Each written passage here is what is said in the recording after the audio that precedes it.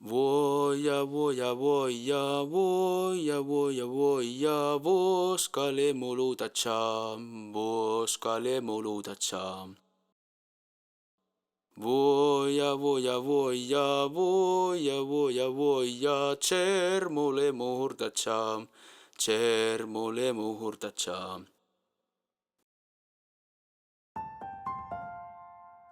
Posio, kotikyläni Koillismaalla. Pieni kylä pohjoisessa. Itäinen takaovi Lappiin. Vaara Lappia, karua kuivaa mäntykangasta. Silmän kantamattomia soita, järviä, vaaroja ja tuntureita. Viihdyin siellä lapsena hyvin, mutta teinihuntalona taas halusin pois, kaupunkiin. Nyt vanhempana haaveilen takaisin. Lähes kaikki lomat pitää päästä mökille. Siellä aika pysähtyy, kiire katoaa.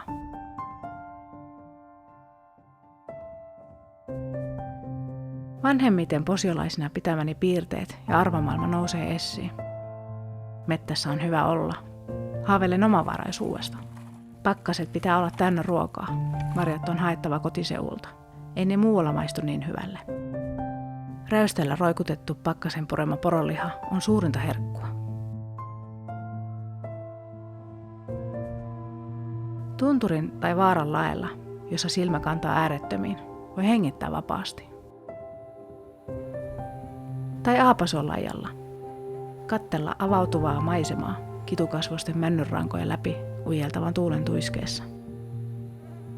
Tulee koti-ikävä. Ja aina onnellinen olo, kun lähtee matkaamaan kohti pohjoista.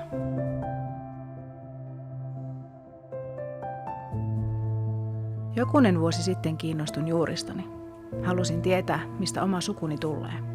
Keitä olivat isovanhempia ennen eläneet esivanhemmat. Luin sukututkimuksia, etin käsiini vanhoja valokuvia ja tietoa kylän historiasta.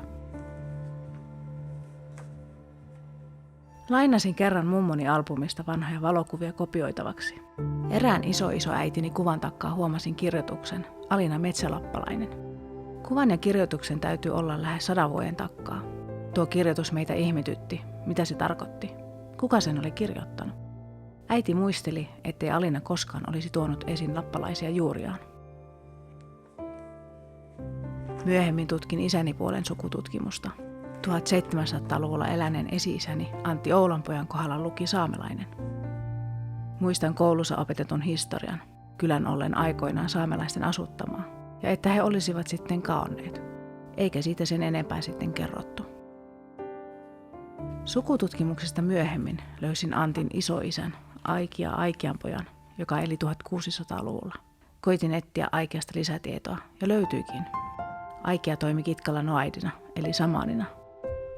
Mutta ennen Aikian tarinaa halusin ymmärtää, keitä he olivat, nuo mettäsaamelaiset.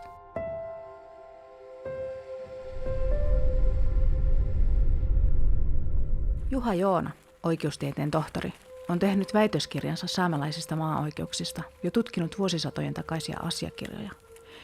Kysyin häneltä, keitä mettäsaamelaiset olivat.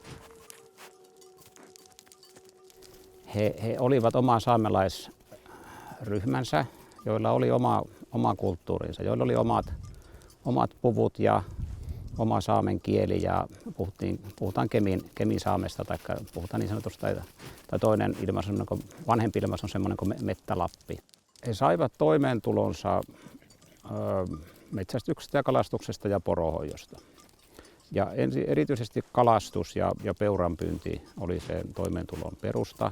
Ja sitten turkiseläimistä, erityisesti majavasta, saatiin sitten varoja, kun niitä myytiin sitten ulkopuolisille. Siinä vaiheessa ei varmaan ollut tämmöistä ryhmää, ainakaan tämmöistä niin etnistä jaottelua, että olisi puhuttu metsäsaamelaisista tai tunturisaamelaisista, vaan kaikki oli saamelaisia, tai heitä kutsuttiin lappalaisiksi siihen aikaan, ja nykyään puhutaan saamelaisista. Suurinta osaa nykyisestä Keski- ja Pohjois-Suomesta asuttivat saamelaiset, mutta meillä ei ole tietoa siitä kaikkein vanhemmasta ajasta, kun meillä ei ole historiallisia lähteitä. Mutta siinä vaiheessa, kun saamelaiset aletaan saamaan dokumentoitua tietoa, niin tilanne on se, että saamelaiset asuttivat niin sanotun Lapin rajan pohjoispuolista aluetta. mutta nykyisen Suomen alueella niin oli 2 Lapinmaata. Eli puhutaan Tornion Lapista, joka on niin Tornionjoen vedenjakaja-alueella karkeasti ottaen, ja sitten Kemin Lapista. Ja nämä kaikki Kemin Lapin alue, niin kuin kaikki Lapinmaat, oli jaettu sitten Lapinkylien alueisiin. Silloisen Kemin Lapin alueella oli 9 Lapinkylää. Nämä Lapinkylät ovat saamelaisten niin omaperäinen instituutio, että saamelaiset keskenään on niin jakanut sen oman alueensa näiden Lapinkylien mukaan. Ne käräjäpöytäkirjat siihen aikaan, 1600- ja 1700-luvulla, niin ei siellä käsitelty pelkästään niin näitä oikeudellisia asioita, vaan siellä käsiteltiin myös niin hallinnolliset asiat. Ja silloin kun siellä on käsitelty kaikki ne sen yhteisön tai sen Lapinkylän elämään, päivittäiseen elämään kuuluvia asioita, niin siinä saadaan niin hyvin kuva niistä tapahtumien kulusta. Toinen aineisto on tietenkin niin maaherran kertomukset. Heidän piti niin tehdä niin kertomus tietyn määräajan jälkeen ja siinä kuvata ja kertoa niin lääninsä tilaa. Sitten on yksi aineisto on tämä, että kun alueella on ollut virkamiehiä, on ollut tuomareita ja pappeja ja muita, niin he on sitten myös niin kertoneet ja kuvanneet sitä elämää. Ja sitten on tietenkin tämä perimätieto. Että onhan meillä nämä Paulaharjut ja kumppanit, mitkä on täällä silloin 20-luvulla niin kulkenut, siis ympäri Kemin-Lappia ja Tornionlaaksoakin. Ja niin he on haastatellut ihmisiä ja sitä perimätietoa on saatu hyvin paljon talteen. Nykyinen Posio, entinen Kitkan Lapinkylä, kuului 1600-luvulla Kemin-Lappiin. Sukuni esi-isästä, Aikea Aikeanpojasta, on löytynyt useita merkintöjä arkistoista. Hän eli 1600-luvulla Kemin-Lapissa Kitkan kylässä. Aikeasta kerrotaan myös Mirkka Lappalaisen kirjassa Pohjoisen noidat.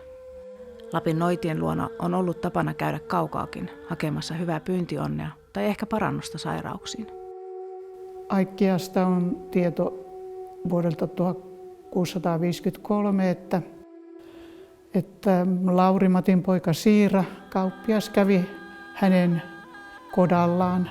Sitten on käynyt myös noita pudasjärveläisiä hakemassa pojalle apua terveydenhoitoon tai siihenkin, että ei poika osaa pyydystää metsässä eläimiä, että siihen taikakonsteja ja jollekin sitten karjaonnea. Kansallisbiografian arkistoista löytyy artikkeli, jonka on kirjoittanut Ilkka Mäntylä 1997 eräästä tuomiopöytäkirjasta. Vanha Kitkankylän noaidi, Aikea Aikeanpoika, oli Inarissa tammikuussa 1671. Vanha mies oli Kievarissa maisteissaan sattunut kehuskelemaan seurueelle loihtineensa kemiläisen Topias Mordulan kuoleman. Topias oli pyytänyt Aikeaa loihtimaan hänelle lohionnea ja palkaksi luvannut lammasturkin. Mutta Topias petti lupauksensa ja Aikea oli saanut palkaksi vain pelkät vanttuut ja sukat. Aikea oli tästä suuttunut ja loihtinut. 2 vuotta myöhemmin Topias meni tippumaan padoltaan ja hukkui. Tarinan sattui kuulemaan myös Kuusamon ensimmäinen kirkkoherra Gabriel Tuderus. Tuderus kiivaana kristittynä saarnamiehenä kanteli asiasta tuomioistuimeen ja Aikea joutui syytteeseen noituudella aiheutetusta murhasta. Käräjäjuttu tästä noitatoiminnasta alkoi sitten tosissaan vuonna 1671, kun hänet oli haastettu Kuolajärven käräjille. Tuomiopöytäkirjasta ilmenee, että vanha Aikea oli lopulta painostettuna kertonut, miten hän oli loitsunsa rummulaan tehnyt, kuten hänen isänsä oli hänelle 10-vuotiaana opettanut. No, se oli sen ajan elämää, että uskottiin, että tällaisia taikavoimia on olemassa. Eikä se riittänyt, että hän sai kuolemantuomion Kuolajärvellä. Sehän vahvistettiin sitten Tukholmassa Svean hovioikeudessa samana vuonna. Ja sieltä Pietari Brahe lähetti myös ohjeet, että kuinka tämä teloitustapahtuma on järjestettävä täällä kylässä niin, että kyläläiset oppivat pelkäämään. Aikea siirrettiin Torniosta Piittimeen huhtikuussa 1971. Siitä on merkintä verokirjalla, mutta hän ei ilmeisesti koskaan säilynyt hengissä tuota matkaa, vaan kuoli, tai ei ainakaan tiedetä hänestä yhtään enempää. Aikeasta tuli keskiaikaisten noitavainojen uhri. Ei ole tietoa, tapahtuiko mestaus, vai onko totta, mitä Tornion kirkkoherra Johannes Torneus on kirjoittanut. Matkalla Piitteon vankilaan vanha Aikea kuoli. Sanotaan, että hän loihti itsensä kuoliaksi, eikä tuomiota ehditty panna toimeen. Pietari Praahelta tulleesta ohjeesta oli myös ohjeet, että kansaa on kitkalla opetettava. Ja siitä varmasti nämä papit saivat sitten kovankin pontimen toimia hyvin henkisesti ja ruumiillisesti väkivaltaisesti. Ehkä Aikean tuomion ankaruus vaikutti osaltaansa metsäsaamelaiseen assimilaatioon. Vanhat uskomukset ja tavat piilotettiin, kun seuraukset saattoivat olla näinkin julmat. Että nämä opetukset, mitä kirkolla oli, niin niitä ei saamen kielellä opetettu, vaan suomen. Ja vielä 1708 löytyy sellainen kirjelmä Turkuun lähetetty, jossa ne Kitkan seudun papit haluavat, että heille annettaisiin oikeus rangaista ruumiillisesti niitä ihmisiä, jotka eivät puhu kunnolla suomen kieltä. Kirkko ja tuderus teki kovasti töitä kitkeäkseen kaikki pakanalliset tavat, pyhät seitat, noitarummut ja kielen paikallisilta. Paikalliset vastustivat ja valittivat, mutta ajan myötä lopulta kirkon valta söi vastarinnan. Samaan aikaan uudisasutus vyöryi pohjoiseen. Vanhoille maille tuli uusia asukkaita, mettiä kaajettiin pelloiksi, kalavesille tuli vieraat verkot ja veneet. Silloinen Ruotsin kuningas verotusjärjestelmineen pakotti kyläläiset tilallisiksi. Muuten he olisivat menettäneet loputkin maansa. Pidän kotikyläni asukkaita juurevina, sitkeinä ja suorina ihmisinä. Heille luonto on tärkeä, metsät ja järvet, marjat, riista ja kala. Kaikki tuntemani kotikylällä käyvät marjassa ja kalastavat. Monet kasvattavat myös omavaraisesti ruokansa. Mutta minulle kylällä ei näy saamelaisia merkkejä. Kellään ei ole asusteita, kukaan ei puhu kieltä. Miten mettäsaamelaisten jälkeläisissä enää näkyy saamelainen perinne? Minulle kerrottiin, että parhaiten saamelaiskulttuuri ja sanasto on säilynyt porotiloilla. Päätin kysyä posiolaiselta Ylitalon poromatkailutilan isännältä Manne Mourijärveltä, miten saamelaiskulttuuri näkyy nykyaikana kylällä.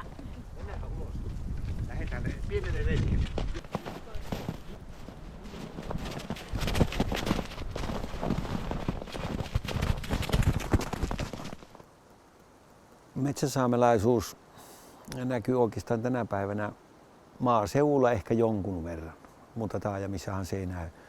Lähinnä, jotka luontaistalouella elää kalastuksessa, poronhoidossa, niissä se näkyy niin voimakkaasti. Se ei näy niin nyt normaali arkielämässä oikeastaan meillä ehkä eniten, koska me ollaan luonnossa ja luonnon eläinten kanssa. Että meidän perheessäkin on ainut, jolla on edes eläimiä ja sitten Ukin jälkeläisistä, niin Ukin ja mummin jälkeläisistä, vaikka oli Suomen suurin suku 73 vuonna, niin kellään muilla ei ole poroja kuin mulla. Että mulla on jotenkin ne, onko se jäänyt se metsäsaamelaisuuden taito, tieto ja se halu, niin se on mulla pysynyt koko elämän. Metsäsaamelaisten juuret on minun mielestäni on sukututkimuksien kautta, että se on ollut se tärkein siinä, mistä kautta se on löytynyt. Ja itse henkilökohtaisesti kyllä on vaistonut sen, että sitä on ja tykkää elää luonnon lähellä. Mutta pientä aikaisemmin vanhemmat ihmiset puhuu niistä ajoista, vanhoista ajoista, miten ne meni ja toimi. Ja nyt kun on juuret ja tieto tullut, niin sieltä ne on läpi tullut sievästi, mutta niistä on pitänyt olla hiljaa. Vanhat ihmiset puhuvat aina niin kuin metsässä olemista. Kesäaikana, kun tehtiin niittyheinät sun muut, niin sieltä tuli näitä, että tässä oli tämmöistä majoitusta ehkä silloin ja siellä on vanhat kämpänpaikat ja asuinpaikat. Mutta niitä ajateltiin silloin, että ne on tukkikämppiä, mutta osa oli ihan vakituisia asuinpaikkoja. Nyt jäljestä on sitten selvennyt, että ne merkit niin viittaa siihen, että on ollut aikaisemmin. Ja sitten nyt kun on näitä tutkittu, näitä kämpän paikkoja, niin sieltähän löytyy, ja entisiä talvipaikkoja, niin sieltähän löytyy sitten aina löydöksiä. Se on pikkupojasta saakka ollut tuo luonto semmoinen, että sanoisinko, että jos ei luontoon pääsisi, niin kylläpä se on kuin vankilassa. Kyllä se on luonto, niin kuin sanotaan, että suomalaisen miehen kirkko. Eli se lähtee metsään, kun sillä on paha olla ja kun on hyväkin olla. Ja se on ainakin minulle semmoinen latauspaikka, niin kuin tämäkin alue, missä nyt ollaan. Niin tässä on yli 400 vuotta vanhaa puustoa, on sitten vanhat metsät nimenomaan. Tämäkin on niitä ainoampia tällä kylällä enää. Ja tämä on minun puutarha, niin kuin sanotaan. Että tätä ei hakata, kun sitten arkkupuuhan saa tuosta yhdestä puusta, niin ei tarvitse koko mettää hakata sen takia. Voidaan ehkä Kuusamon ja Posion kohdalla puhuakin kulttuurikadosta, sen metsäsaamelaisen kulttuurin häviämisestä, että se on heikompaa kuin vaikkapa Sallassa tai Savukoskella. No Koillismaalla metsäsaamelaisuus näkyy ehkä eniten paikan nimistössä ja murteessa, ihmisten puhumassa murteessa ja sitten ehkä jonkun verran uskomuksissa ja jonkin verran myös identifioidutaan, mutta huomattavasti vähemmän sitten kuin vaikka pohjoisempana sillä keskisellä metsäsaamelaisten kotiseutualueella. Minulle valkeni, kuinka valtavan moni posiolainen paikannimistö tulee oikeasti saamen kielestä. Jopa oma sukunimeni tulee saamen kielen sanasta, joka tarkoittaa isoa siikaa. Maaninkajärvestä isänikin on kertonut pyytäneensä pienenä siikoja. Kotikylän metsistä ja pihoilta löytyy myös lukemattomia jälkiä ja merkkejä vanhasta asutuksesta, kotapaikkoja, rajapyykkejä ja peuranpyyntikuoppia. Ehkäpä pari seitaakin. Minun äitini kotitalo on Kitkalla ja siellä on merkkejä vanhasta Lapin asutuksesta.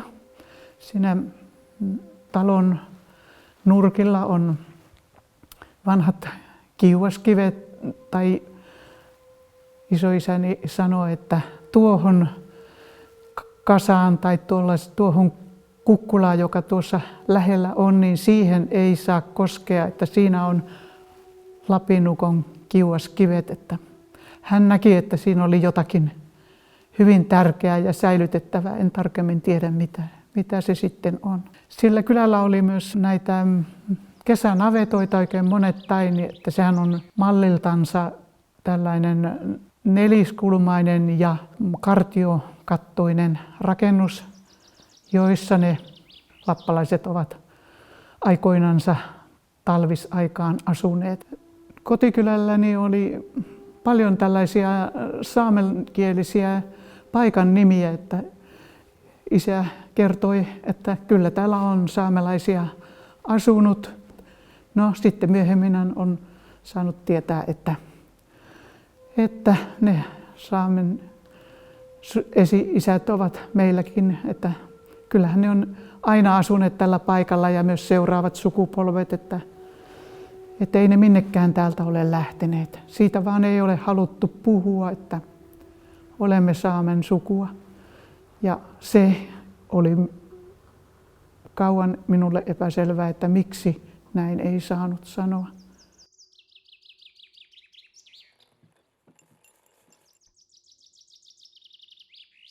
Minä pidän itseäni metsäsaamelaisena sen takia, että minun elämäntapa ja arvot ovat hyvin metsäsaamelaisia, eli siihen perinteeseen liittyy. Minä arvostan luontoa, hyödynnän sitä ja kasvatan.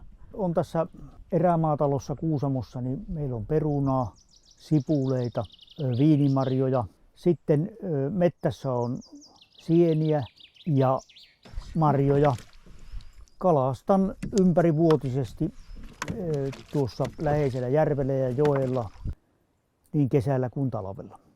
Minulla on aukottomasti isovanhemmista minun elämäntapoihini on luontaistalous ollut jopa ammatin vuoksi.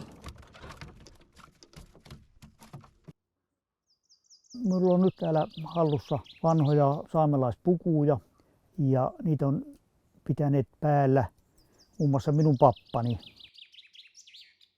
Olen hakenut saamelaiskäräjien vaaliluetteloon 2 kertaa ja minua ei ole hyväksytty sinne. Metsäsaamelaisethan ei ole kadonnut mihinkään, että ihmiset elää ja hengittää sitä kulttuuria yhä tänä päivänä. Ja toisilla alueilla se on elämää niin kuin 2 kulttuurin välimaastossa ja joku suvut ja perheet elää taas hyvin liki sitä yhtä kulttuuria. Ja näitä perinteitä, sitä kulttuuria, sen kaikkia eri muotoja pyritään ylläpitämään ja elvyttämään ja vaalimaan sitten tuleville polville. No meillä metsäsaamelaisilla on hyvin vahva, niin kuin kaikilla saamelaisryhmillä on hyvin vahva luontosuhde. Ja siihen liittyy olennaisesti se ajatus, että luonto on kaikessa ja kaikkialla. Samalla sitä luontoa kunnioitetaan ja luonnossa nähdään se sama henki kuin vaikka meissä muissa ihmisissä, että asioiden uskotaan olevan hyvinkin elollisia ja sitä luomakuntaa kunnioitetaan ja siihen liittyy paljon tabuja ja uskomuksia. On tämmöisiä kuoleman enteitä, niin kuin on sitten hyvän onnen ja pahan onnen enteitä. Muun muassa monet linnut on tämmöisiä pyhiä tai sitten epäonnen lintuja, niin sanottuja korttolintuja. Olisiko 670-luvulla vielä tapahtunut tuolla minun kotipaikalla Sallassa sellaista, että kun kalamiehet on lähtenyt kalapolulle kohti kalavesiä ja puolivälissä matkaa on tulleet ne tiaiset sitten vastaan, niin ne on kääntyneet pois sieltä, koska se oli varma merkki, että siltä reissulta ei enää saada mitään. Että tämmöisiä uskomuksia elää vielä hyvin vahvasti tuolla metsäsaamelaisten keskuudessa. Ne ei ole kadonneet mihinkään. No metsäsaamelaisilla on myös paljon aineellista perintöä tämän niin kuin suullisen eli aineettoman perinnön lisäksi. Ja se on pukuperinne, käsityöperinne ja kaikki muu kädentaito. Käsityöperinne on säilynyt melko hyvin tällä keskeisellä kotiseutualueella Kittilässä, Sodankylässä, Savukoskella ja Sallassa. Tämä minun puku on Sallasta, mistä olen itsekin kotoisin. Eli tämä on Sallan eli Kuolajärven puku. Ja tämä malli on peräisin Pohjois-Sallasta, Saijankylästä. Ja hyvin tämmöistä perinteistä mallia. Ja nämä värit, vihreä, kelta, punainen, kuvastaa niin metsää, aurinkoa, tulta, elämää. Ja semmoinen niin silminpistävin piirre on tämä vihreä ja sehän kuvaa tätä meidän kotiympäristöä, eli tätä metsäseutua. Se metsäsaamelaisuuden ongelma on ollut vähän niin kuin se, että kun puhutaan saamelaiskulttuurista, niin se aika äkkiä yhdistetään tuonne niin kuin tunturialueeseen, suurporon hoitoon ja Pohjois-Saameen ja tuonne niin kuin Lapin pohjoisimpiin osiin. Mutta ja se on niin sitten, tavallaan se on niin leimannut tätä, minkälaiseksi saamelaiskulttuuri ymmärretään. Se metsäsaamelainen kulttuuri, eli juuri se tapa, millä saamelaiset on niin elänyt tällä alueella, niin ennen suomalaisten tai Ruotsin valtion tulemista tänne alueelle, niin sen tavallaan lainausmerkissä ongelma on se, että se ei erotu hirveän paljon niin kuin suomalaisten harjoittamasta maankäytöstä. Että suomalaisetkin on kalastanut ja suomalaisetkin on metsästänyt. Mutta se, että henkilö on niin kuin saamelaista sukua ja syntyperää, hän elää sillä samalla alueella ja samassa ympäristössä, missä hänen esivanhempansa on elänyt satoja vuosia. Kaikki siihen liittyvä tämmöinen niin kuin tarinaperinne, ne uskomukset, tämmöiset sosiaaliset arvot ja käytännöt, niin ne on hyvin suurelta osalta metsäsaamelaisia, ainakin semmoisilla niin kuin syrjäisemmillä alueilla. Mutta kyllähän miten alkuperäiskansoihin ylipäänsä liitetään hyvin vahva se tavallaan luontosuhde ja miten maata käytetään, niin totta kai se tulee sieltä poronhoidosta, mutta varmaan myös kalastuksesta ja muusta luonnon käytöstä. Et jotenkin se on niin voimakas ja semmoinen tärkeä elementti, että se määrittää ja sitten myös se, että sitä ei varmaan tule niin ajatelleeksikaan, mutta että hyvin voimakkaasti eletään siinä vuotuiskierrossa myös vielä, että tiedetään mitä tapahtuu kesällä ja mitä syksyllä ja mitä talvella tehdään, että se elämän piiri ja se arki tavallaan niin se liittyy voimakkaasti siihen niin kuin luonnon kiertoon myös. Tämän päivän Suomessa metsäsaamelaiset on siinä mielessä vaikeassa asemassa, että kielenmenetyksen takia, suomenkielistymisen takia heitä ei tunnusteta osaksi saamelaisia. Eli metsäsaamelaiset ovat statuksettomia. Ja se luo omia riskejä sitten sen kulttuurin ja identiteetin siirtymiselle ja säilymiselle tuleville polville. Suomenkielistyminenhän ei merkitse automaattisesti sitä, että metsäsaamelaisesta tulisi suomalainen tai se kulttuuri katoaisi ja ne ihmiset omaksuisivat uuden kulttuurin.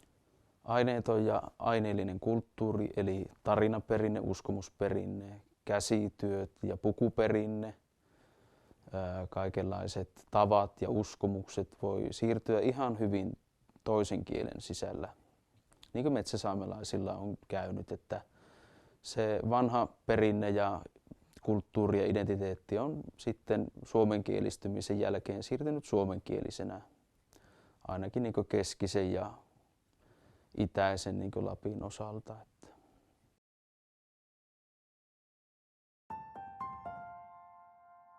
Olen pohtinut sitä vanhaa Kitkanean kulttuuria ja kieltä, josta esivanhemmat lopulta joutuivat luopumaan. Mietin, etteihän meille jälkeläisille ole annettu edes mahdollisuutta oppia sitä. Minun suvustani kaikki näkyvät saamelaismerkit ja identiteetti katosivat. Niistä vaiettiin vuosikymmeniksi, kunnes viimeiset sukupolvet eivät enää tienneet, keitä esi-isät olivat. Löytyi vain yksi pieni kirjoitus vanhan valokuvan takaa. Mutta se perintö uinuu vielä aavistuksena, elintavoissa, tässä paikassa, nimissä ja meidän veressä. Haluaisin oppia vanhan kemisaamen kielen ja haluaisin oppia tuntemaan ne tavat ja uskomukset, joista esivanhemmat joutuivat luopumaan.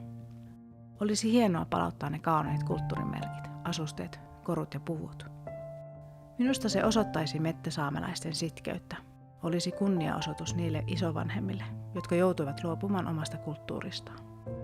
Haluaisin ennen kaikkea ne arvot takaisin, joilla luontoa kunnioitetaan. Ei piettäisi itsestään selvänä. Suojeltaisiin eikä otettaisi enempää kuin mitä tarttisimme.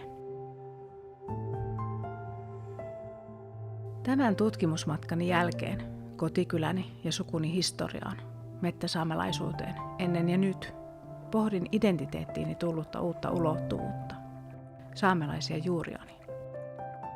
Se tuntuu luontevalta.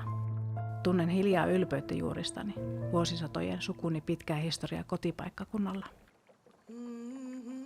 Kiintymys näitä vaaroja, mettiä ja vesiä kohtaan kasvoi. Tämä karuus näyttäytyy entistä kauniimmalta, kotosammalta.